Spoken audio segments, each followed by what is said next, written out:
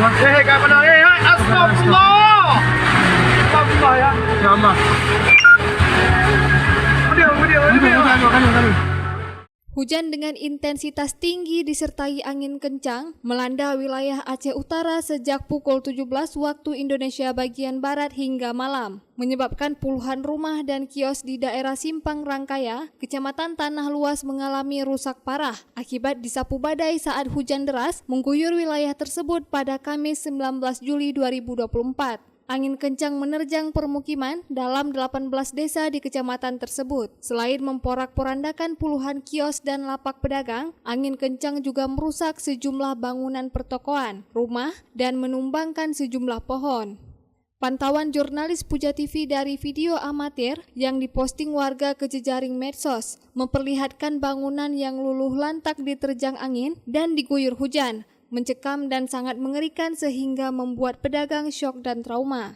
Kejadiannya tadi sekitar jam 5. Tiba-tiba angin dari depan gede, langsung gede.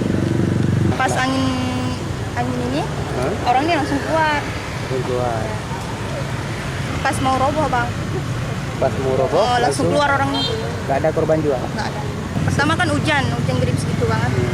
Tiba-tiba angin kencang terus yang di Bakso. Iya.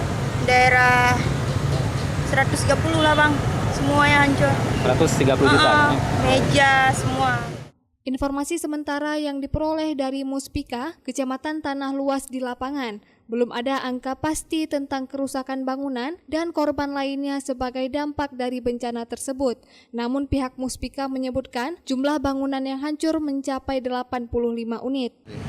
Data yang kami terima tadi dari setelah kejadian tersebut, setelah angin kencang dari beberapa posisi yang telah terdata, yaitu Kampung Ampeh, Kampung Tunggu di Balai, desa di Raja Pinje, desa Rangkaya, desa Paya, dan desa Ujung Baru SB, desa Pring, dan desa Blang.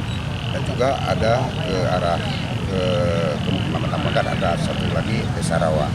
Mungkin dalam tiap-tiap desa itu ada beberapa rumah warga yang rusak.